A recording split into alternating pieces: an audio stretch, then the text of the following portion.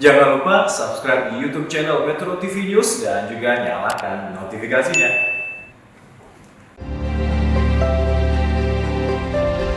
Labuan Bajo, permata di Nusa Tenggara Timur, yang menjadi bukti keindahan Indonesia memang sempurna.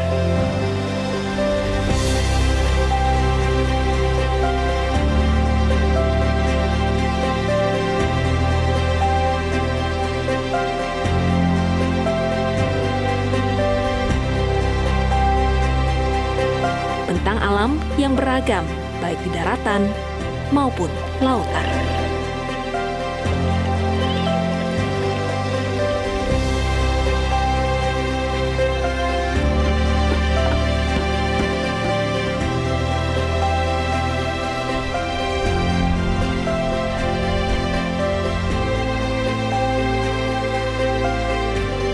Bersama saya, Clara Verina, inilah perjalanan saya di Labuan Bajo, Nusa Tenggara Timur dalam Journey Way to Explore.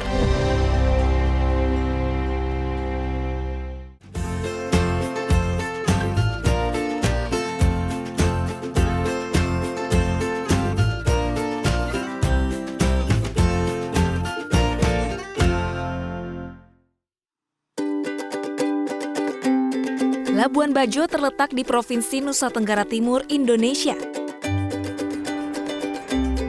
Waktu tempuhnya hanya 2 jam dari Jakarta menggunakan pesawat udara.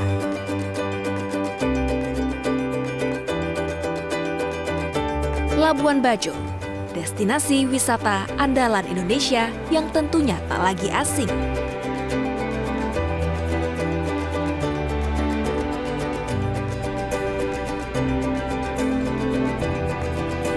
Nama besar Taman Nasional Komodo sebagai salah satu dari 7 keajaiban dunia, bentang alam yang memesona menjadikan Labuan Bajo sebagai destinasi super prioritas oleh pemerintah.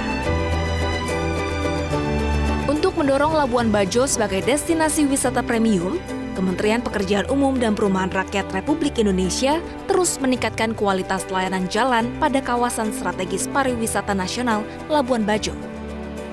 Hal ini sesuai dengan amanat Presiden Joko Widodo yang ingin wajah Labuan Bajo berubah.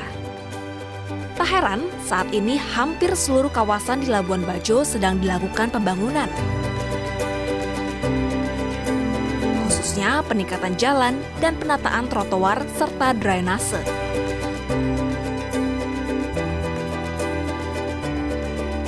Seperti di Jalan Soekarno-Hatta atas yang menjadi akses Bandar Udara Komodo ke pusat kota Labuan Bajo.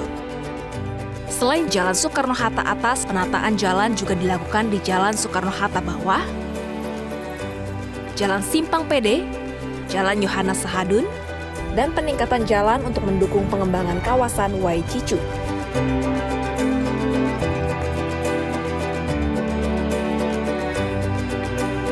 Wah, kalau seluruh trotoar di Labuan Bajo sudah secantik ini, selain tata kotanya lebih baik, pastinya wisatawan akan semakin nyaman berjalan kaki di Labuan Bajo.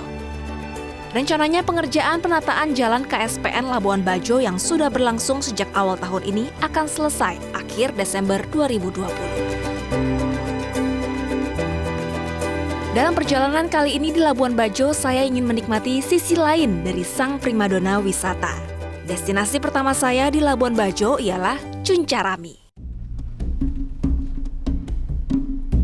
Cuncarami terletak di Desa Wailolos, Kecamatan Sano Ngegoang, Manggarai Barat. Waktu tempuhnya kurang lebih 2 jam menggunakan kendaraan roda 4. Perjalanan menuju Cuncarami cukup menantang melewati kawasan perbukitan yang berkelok dan berbatu.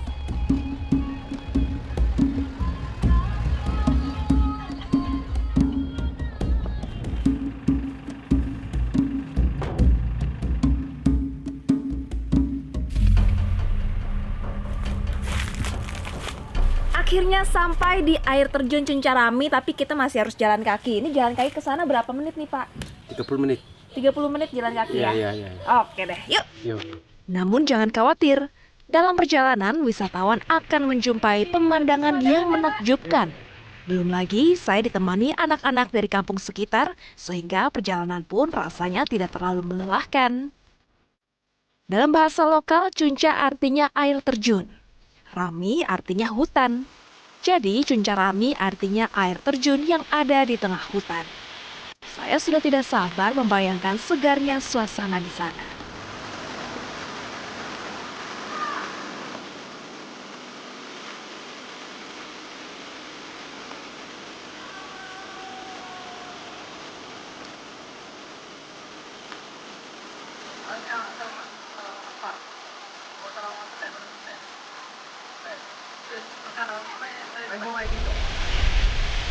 Wah, air terjun Cunca Rami, Labuan Bajo. Woo! Air terjun yang bersumber dari mata air Gunung Beling ini jatuh dari ketinggian kurang lebih 30 meter. Di musim hujan, debit airnya yang jatuh jauh lebih keras dari ini. Ini adalah salah satu air terjun terbaik yang pernah saya kunjungi. Selain Cunca Rami, Labuan Bajo punya beberapa air terjun lainnya, diantaranya Cunca Wulang di Manggarai Timur dan Cunca Rede di Manggarai. Wisatawan yang mau berenang di Cunca Rami harus hati-hati karena kedalamannya bisa mencapai 10 meter. Ditambah lagi kondisi batu di sekitarnya licin karena berlumut. Jadi wisatawan yang tidak bisa berenang atau membawa anak-anak harus hati-hati ya.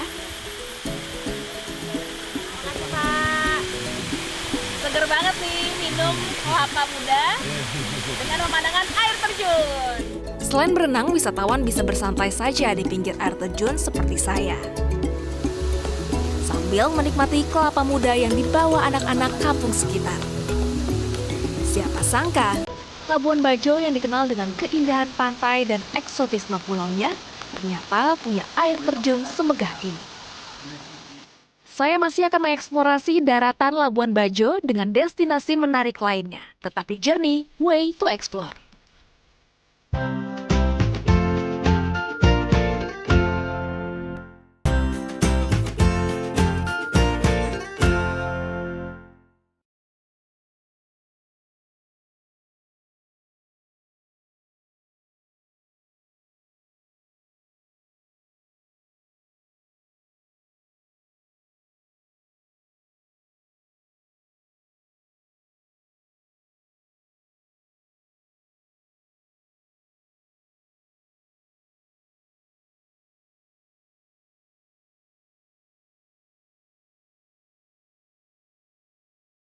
Hari ini saya memulai hari dari salah satu titik terbaik untuk menikmati pemandangan indah Labuan Bajo. Tuh, bagus banget kan?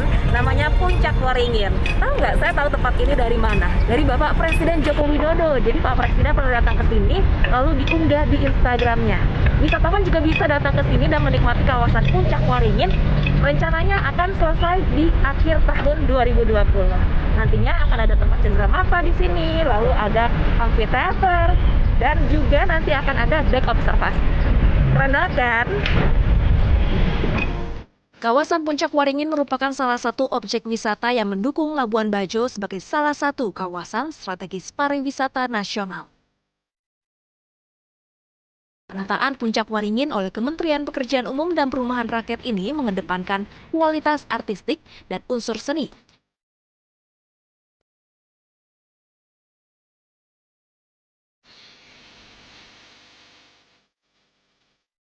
Wah, saya jadi penasaran dengan hasil penataan Puncak Waringin nanti. Labuan Bajo biasanya menjadi tempat singgah wisatawan yang ingin menuju ke pulau-pulau di sekitarnya.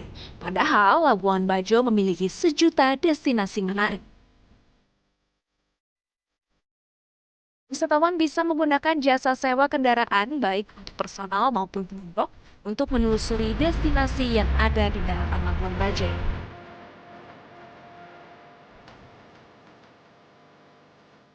Dari Puncak Waringin saya menuju ke Gua Batu Cermin, salah satu destinasi populer di Labuan Bajo. Meski tergolong sebagai wisata minat khusus, jangan khawatir, jalur trekking untuk menikmati kemegahan gua yang tingginya mencapai 75 meter ini sangat mudah. Gua Batu Cermin ditemukan oleh seorang pastor Belanda sekaligus arkeolog bernama Theodor Verhoeven pada 1951.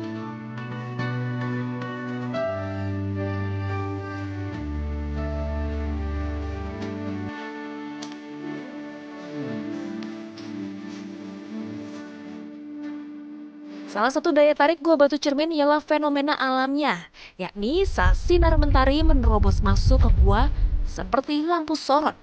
Kemudian cahaya tersebut memantul ke dinding dan merefleksikan cahaya kecil ke area lain sehingga terlihat seperti cermin. Gua Batu Cermin menjadi salah satu destinasi primadona di Labuan Bajo. Selain karena kemegahannya, akses menuju Gua Batu Cermin juga sangat mudah dan dekat dari pusat kota.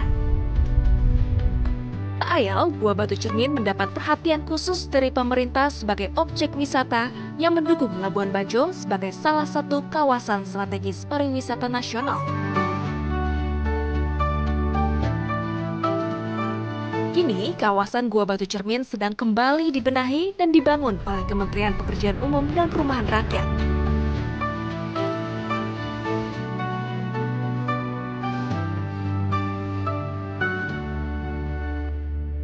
Antaranya penataan jalan dan pedestrian, pembangunan area penunjang wisata Gua Batu Cermin, dan jalur trekking. Bahkan nantinya Gua Batu Cermin akan dilengkapi dengan auditorium dan amfiteater.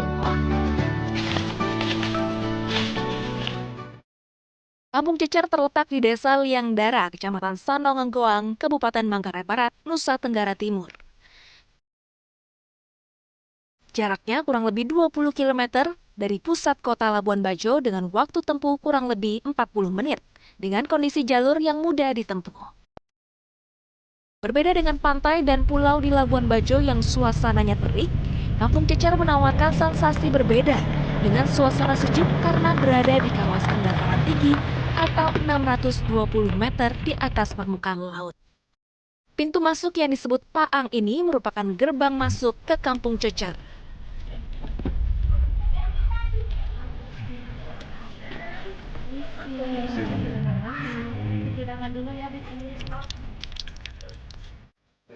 Sebagai desa adat, penduduk kampung ini memiliki ritual unik menyambut wisatawan yang datang.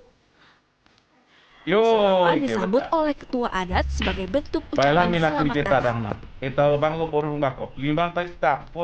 Masyarakat Kampung Cecer sangat terbuka dengan kedatangan para pelancong. Sesuai tradisi adat Manggarai Barat, siapapun yang datang ke rumah mereka akan dianggap sebagai keluarga yang baru kembali setelah jauh merantau. Selain itu, para pengunjung juga akan diberikan minuman tradisional yang diberi nama sopi. Sopi merupakan minuman keras tradisional yang sudah menjadi bagian dari budaya orang Flores. Berkebun menjadi denyut nadi warga Kampung Cecer. Berada di kawasan dataran tinggi, tanah Kampung Cecer subur untuk berbagai jenis tanaman, salah satunya tanaman kopi berjenis Robusta. Di sini wisatawan bisa melihat langsung bagaimana masyarakat Kampung Melo meracik kopinya yang pastinya nikmat. Peralatan yang mereka gunakan untuk meracik kopi sangat sederhana. Ini berat banget loh, ibunya tapi cuma pakai satu tangan. Selain melihat proses pembuatan kopi Manggarai, wisatawan juga bisa mencoba baju adat Manggarai. Saya pun tak mau melewati pengalaman mencoba pakaian adat Manggarai. Hiasan kepala pada pakaian adat Manggarai disebut balibel, sementara bajunya disebut embero.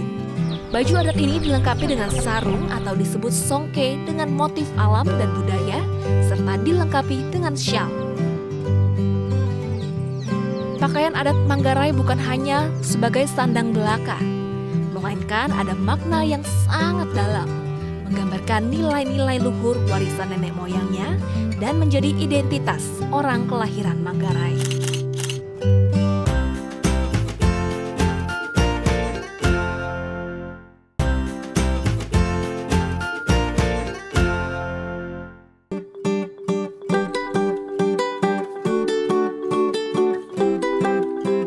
Seiring dengan perkembangan Labuan Bajo sebagai destinasi wisata favorit di Indonesia, Labuan Bajo telah dilengkapi dengan sarana dan prasarana yang semakin maju, khususnya dalam hal akomodasi penginapan. Ada banyak penginapan dengan fasilitas kelas bintang 5 di Labuan Bajo yang bisa Anda nikmati untuk merasakan kenyamanan lebih saat melakukan perjalanan ke Labuan Bajo. Umumnya, penginapan di Labuan Bajo menawarkan pemandangan spesial khas Labuan Bajo seperti resort yang saya pilih ini.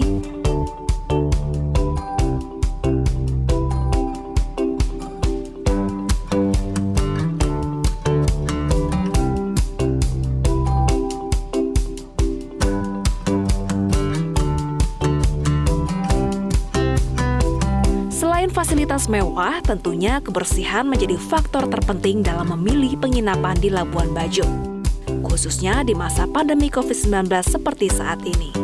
Pengelola resort harus menerapkan protokol kesehatan untuk memastikan keamanan dan kenyamanan para tamu. During this pandemic, what health protocols are applied to ensure the visitors? We apply and we ensure all government safety protocols, which is obviously applicable. We're talking about Labuan Bajo. However, including hand sanitizers, including a temperature check, as well the sanitizing fogging. For our freestanding restaurants in Labuan Bajo, it's a must to guests make reservation prior. All our team will sanitize rooms twice a day, morning and in the afternoon, including as well all private on public areas. Obviously, the guest safety is our main concern.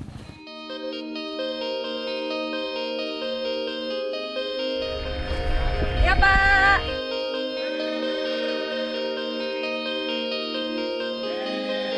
Kalau ke Labuan Bajo rasanya belum lengkap kalau belum diving. Nah, saya sudah beberapa kali ke Labuan Bajo tapi belum sempat diving nih. Kali ini saya berkesempatan untuk mencicipi keindahan laut Labuan Bajo. Nah, selain diving juga biasanya orang-orang island hopping karena Labuan Bajo dikenal dengan keindahan pulau-pulaunya. Langsung saja kita akan diving dan nanti juga akan island hopping. Saya akan menggunakan fast boat yang disediakan dari resort ini. Let's go! Kalau tantangan menyelam di Labuan Bajo itu biasanya apa sih, Pak Jok? Nah, di sini semua diver julukinya Karan City. Pemandangan bawah laut Labuan Bajo memang tak perlu diragukan. Labuan Bajo memiliki lebih dari 100 situs untuk menyelam. Bahkan beberapa di antaranya sudah terkenal. Tidak hanya di kalangan penyelam Nusantara, tapi juga di mata internasional. 50. Sebut saja situs menyelam Batu Bolong yang disebut-sebut sebagai salah satu tempat menyelam terbaik di dunia. Saya menyelam di situs Sabolo Besar dan Sabolo Kecil. Diberi nama Sabolo karena lokasinya dekat dengan Pulau Sabolo Kecil dan Sabolo Besar. Kedalaman maksimal dalam penyelaman kali ini 25 meter. Kondisi terumbu karang di Sabolo sangat baik dengan tingkat kerapatan tinggi didominasi soft coral. Kondisi perairan di Sabolo terbilang tenang dibandingkan titik penyelaman lainnya di Labuan Bajo yang cenderung berarus kencang. Untuk itu, para penyelam yang ingin menyelam di Labuan Bajo harus lebih berhati-hati.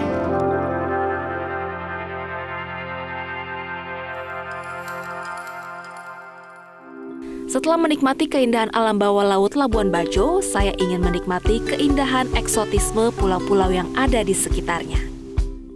Ada banyak sekali pulau cantik di Labuan Bajo yang menjadi destinasi utama wisatawan, seperti Pulau Komodo, Pulau Rinca, dan Pulau Padar.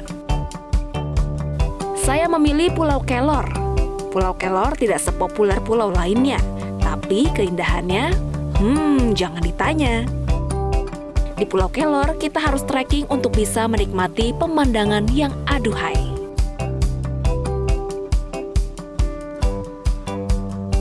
Pemerintah juga terus melakukan pembangunan infrastruktur pulau-pulau yang ada di sekitar Labuan Bajo.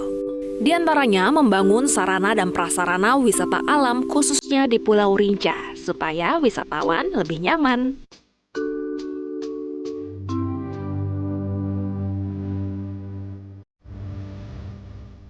Puncak Pulau Kelor tidak terlalu tinggi tapi cukup curam dan licin, karena terdiri dari tanah berpasir dan bebatuan.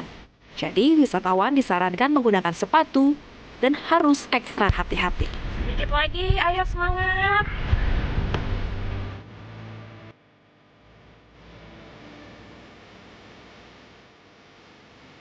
Rasa lelah dan panas yang dirasakan terbayar sudah dengan pemandangan indah ini. Pulau Kelor ini menjadi salah satu bukti bahwa keindahan Indonesia tidak bisa diungkapkan dengan kata-kata.